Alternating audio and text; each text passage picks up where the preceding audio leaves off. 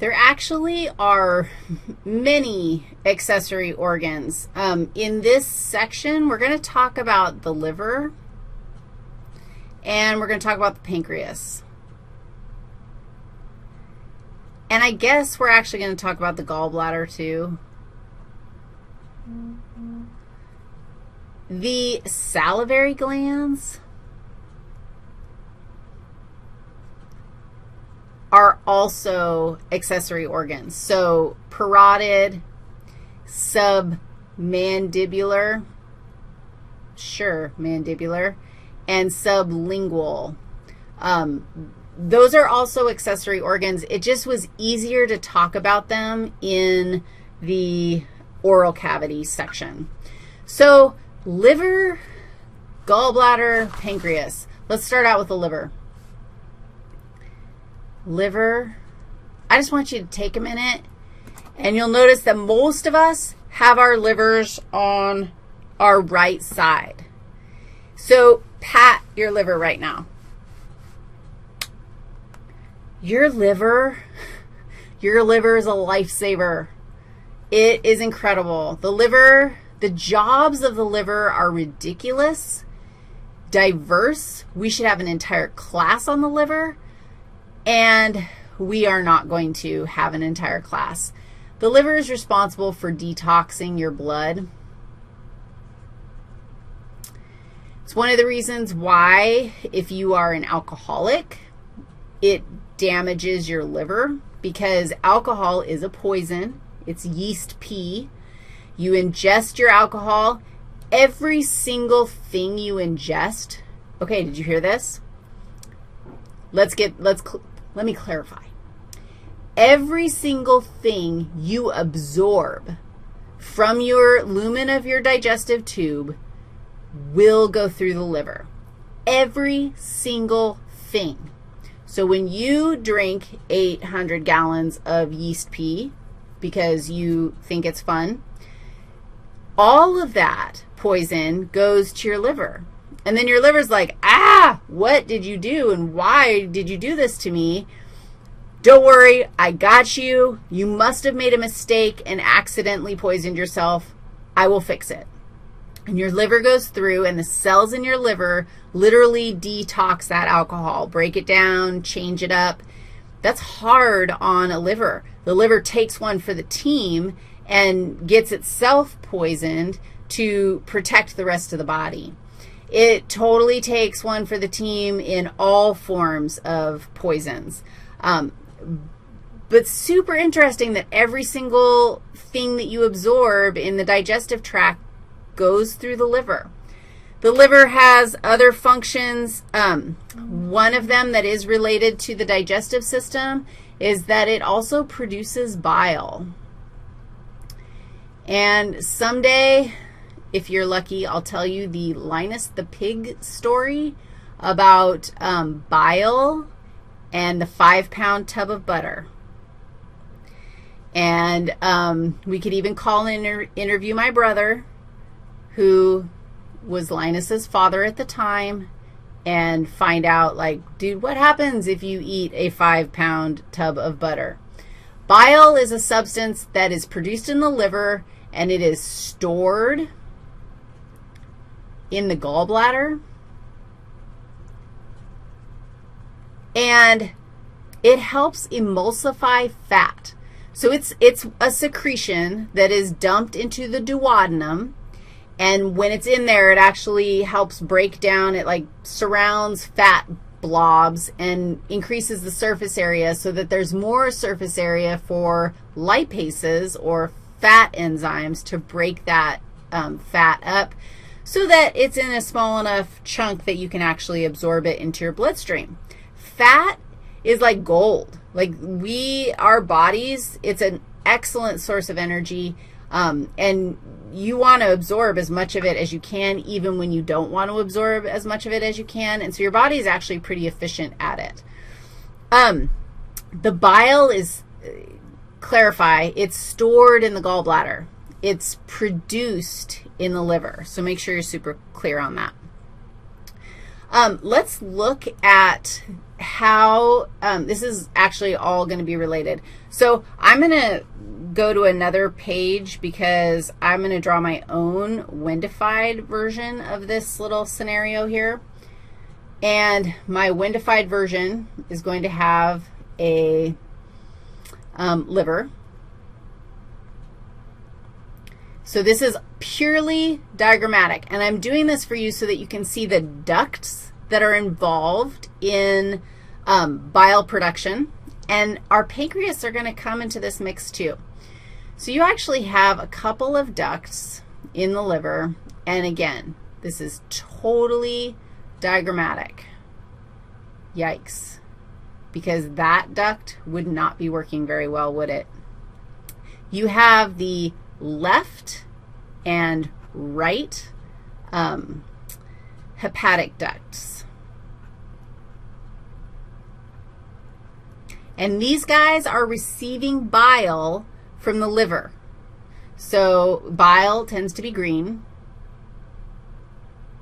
and the bile is being dumped into these hepatic ducts. The hepatic duct, the left and right hepatic duct combine and form the common hepatic duct. The common hepatic duct travels to a place where it actually, now this is a super interesting juncture, because most of the time you'd be like, dude, the bile is headed this direction. The bile can actually head up or down at this point, and it heads, this is the gallbladder. This is the cystic duct.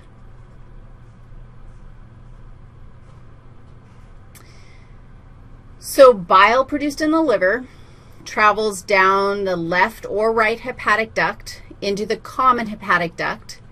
It then can travel down to the duodenum, or it can go up to the gallbladder and be stored in the gallbladder. Bile can also be secreted from the gallbladder and travel down the cystic duct and into the common bile duct.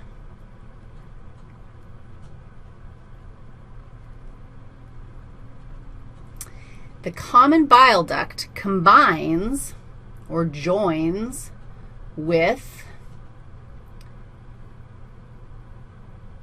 the main, this is its name, pancreatic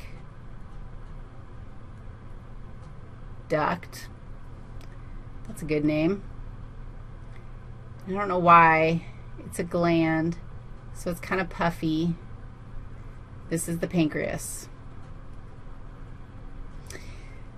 So the pancreas is also secreting stuff, and we'll talk about what it's secreting in just a second. These two ducts combine, and this is another really interesting piece. So they combine into a structure, okay? So it's like these two ducts, common bile duct and main pancreatic duct, both empty into this place called the hepatopancreatic ampulla. Hepato, liver, pancreatic, pancreas, ampulla. And I want to say ampulla is like hangout zone. And then it empties into the duodenum through the, this is the duodenum, duodenum, and this is the major duodenal papilla. So it's almost like a little nipple, because that's what papilla means. The major duodenal papilla. Okay, the hepatopancreatic ampulla has a little sphincter at the end of it. So there's like a tightening here that can control whether or not we're going to let stuff in. And nicely, it's called the hepatopancreatic sphincter? Sphincter. And I'm going to tell you because I like these things, even though they're trying to get rid of them in anatomy. This is the sphincter of Oddi. Yes. What? The sphincter of Oddi, and this is the ampulla of Vader. What? Why would you ever change that? The ampulla of Vader is the space where we hang out and wait, and the sphincter of Oddi controls whether or not the stuff is going to get in. Okay, that's cool. Pancreas, what are they doing? What are they doing? What? The pancreas is producing mad enzymes, like all of your lipases, your sugar digesters, your proteases, all of your nutrient enzymes, your pancreas are making those. Your pancreas, I feel like I said this already, your pancreas is also producing bicarbonate ions. Bicarbonate ions. And that is to neutralize the pH of the stomach acid that is entering the duodenum. So your pancreas, now what part of your pancreas is doing this, you guys? The pancreas is producing this substance and dumping it into the duodenum. So what kind of gland is the pancreas being? It's being an exocrine gland, and the structures that are producing these substances are called acini. Like 98% of the pancreas is made up of acini, producing enzymes and bicarb. The other 2% is endocrine. So the pancreas has endocrine function. And where do you think the endocrine substances are being secreted? They must be secreted into the blood, right? And so there are two main hormones that are secreted.